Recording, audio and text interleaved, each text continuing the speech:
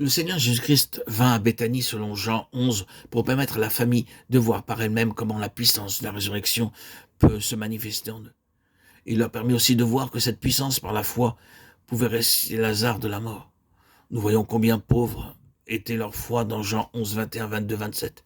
Bien que Marthe ait eu la foi pour dire « Oui Seigneur, je crois que tu es le Christ, le Fils de Dieu, qui devait venir dans le monde », dès que l'épreuve vint, elle n'eut pas de foi. Lorsque le Seigneur leur demanda de rouler la pierre, elle l'arrêta. Notre foi est principalement une foi intellectuelle. Lorsque Marie se leva hâtivement et alla vers Jésus selon le verset 32, elle dit « Seigneur, si tu avais été ici, mon frère ne serait pas mort. » Comme si sa guérison dépendait de sa visite à la maison. Malgré toute leur piété et leur respect pour le Seigneur Jésus-Christ, leur foi était petite. Pour nous-mêmes aussi, bien que nous lisions la Bible chaque jour, dès que l'épreuve arrive, nous n'avons pas de foi et pas de victoire sur la tentation. Nous dépendons de nous-mêmes et pour les autres besoins, nous allons vers les hommes pour avoir du secours. Mais quand les hommes nous déçoivent, nous faisons appel au Seigneur Jésus. Cela prouve que nous n'avons pas une foi vivante. Telle était la situation de Marthe et de Marie. Elles le respectaient, l'honoraient et croyaient qu'il était le Christ vivant, mais n'avaient pas de foi vivante. Il en est de même pour nous. Savons-nous comment recevoir la puissance de résurrection dans nos cœurs et dans nos vies? Un peu plus loin, nous voyons dans Jean 11, 41, 44, et spécialement au verset 39, comment Marthe dit « Il sent déjà, car il y a 4 jours qu'il est là, alors que Jésus avait dit « ôtez la pierre ». Elle montrait par là que sa vieille nature était dépourvue de foi. Nous aussi, nous commençons par voir beaucoup de défauts, d'insuffisances et la corruption de notre nature.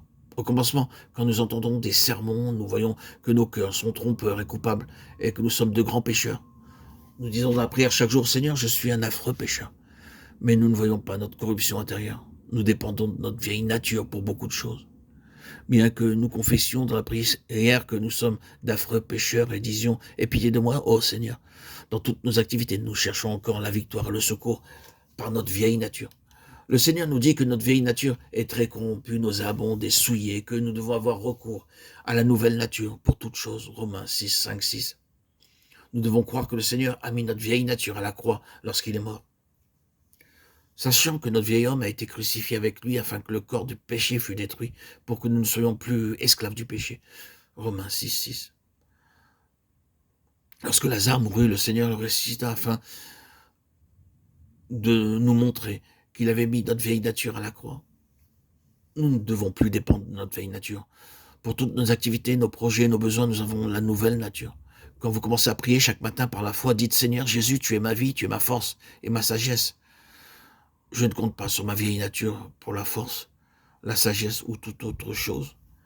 Maintenant, Seigneur, donne-moi plus de vie et de force pour toute cette journée. Je ne me fie pas à ma force de volonté pour la victoire. Je suis tellement faible. Donne-moi la puissance de ta résurrection pour tous mes besoins. Une telle foi ne nous viendra pas facilement, mais après bien des échecs, après avoir échoué bien des fois, nous dirons « Oh Seigneur, je confesse que je ne suis pas bon ». Au commencement, nous disons « Pourquoi prier si souvent ?»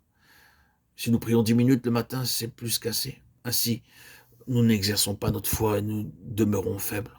Consciemment ou inconsciemment, nous comptons sur notre propre force, notre sagesse et notre connaissance.